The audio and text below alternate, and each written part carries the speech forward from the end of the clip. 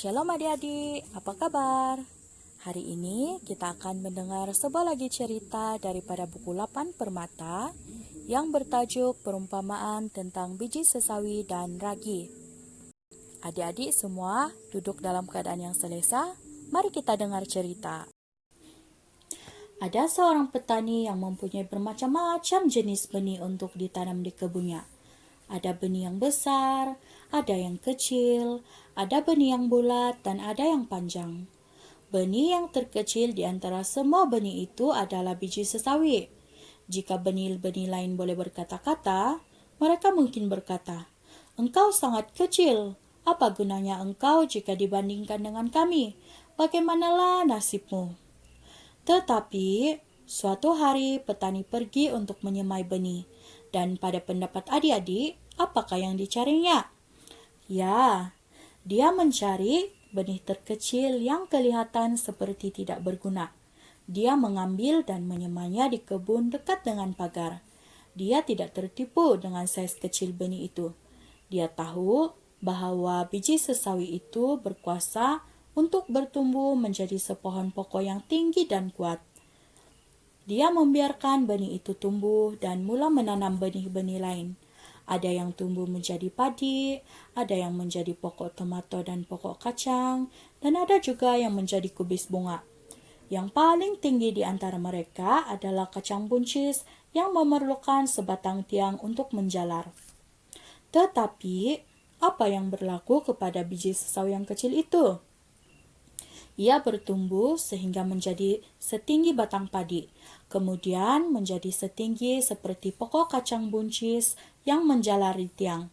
Adik-adik tahu, pokok biji sesawi itu tidak berhenti bertumbuh tetapi ia terus bertumbuh dan menjadi sepohon pokok yang kuat bersama dahan-dahan yang dipenuhi daun. Pokok sesawi tumbuh di ujung kebun. Burung-burung berterbangan. Mereka memakan bulir-bulir padi, lalu hinggap dan bertenggek di atas pokok dan menikmati suasana teduh di situ. Para petani dan pekebun yang mendengar cerita Yesus mengangguk-anggukkan kepala mereka. Mereka tahu apa yang Yesus katakan itu benar. Benih kecil tidak semestinya tumbuh menjadi pokok terkecil. Hal yang besar dan penting boleh bertumbuh dari sesuatu yang sangat kecil. Kemudian Tuhan Yesus melihat kaum perempuan yang sedang duduk di sebelah suami masing-masing. Dan dia mula bercakap dengan mereka. Ada seorang suri rumah yang bangun awal pagi. Dia perlu membuat roti untuk 1 jamuan dan ramai orang yang telah dijemput.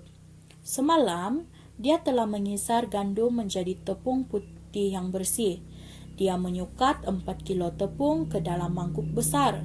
Seterusnya, apakah yang dilakukannya? Adakah dia hanya menambahkan air dan mula menguli adunan? Tidak, bukan begitu. Dia memerlukan sedikit ragi untuk dicampurkan ke dalam adunan. Ragi itu tidak sebanyak mana, hanya sedikit saja. Terlalu sedikit bagi menaikkan 4 kilo tepung. Tetapi dia tidak risau. Dengan yakin, dia mencampurkan sedikit ragi ke dalam tepung dan mencampurkan sedikit air. Tidak lama kemudian, adunan di dalam tepung mula berubah. Ragi dalam tepung yang bercampur dengan air mula bekerja dengan luar biasa. Adunan mulai naik dan kembang sehingga saiznya menjadi 2 kali ganda dan boleh dibentuk menjadi sebuku roti. Kaum perempuan di situ saling memandang antara satu sama lain. Mereka tersenyum dan menganggukkan kepala mereka. Itulah yang mereka lakukan setiap hari. Hanya dengan sedikit ragi, adunan yang kempis dan keras akan naik dan kembang. Baiklah adik-adik, daripada cerita kita hari ini, Yesus mau mengajar kita bahwa di dalam kerajaannya banyak perkara penting bermula dengan sesuatu yang sangat kecil. Oleh itu, kita harus setia dalam kumpulan-kumpulan kecil, terus belajar dan bertumbuh melalui firman Allah, dan pada waktu yang tepat, Allah akan menjadikannya bertumbuh dengan luar biasa. Baiklah, sebelum kita mengakhiri pembelajaran kita pada hari ini, mari kita sama-sama menghafal ayat hafalan yang terdapat di dalam Lukas pasal 12 ayat 32. Janganlah takut, hai kamu kawanan kecil, kerana Bapamu telah berkenan memberikan kamu kerajaan itu. Sekali lagi, mari kita baca sama-sama. Lukas pasal 12 ayat 32. Janganlah takut, hai kamu kawanan kecil, kerana Bapamu telah berkenan memberikan kamu kerajaan itu. Sekian cerita kita hari ini. Sampai kita jumpa lagi. Bye.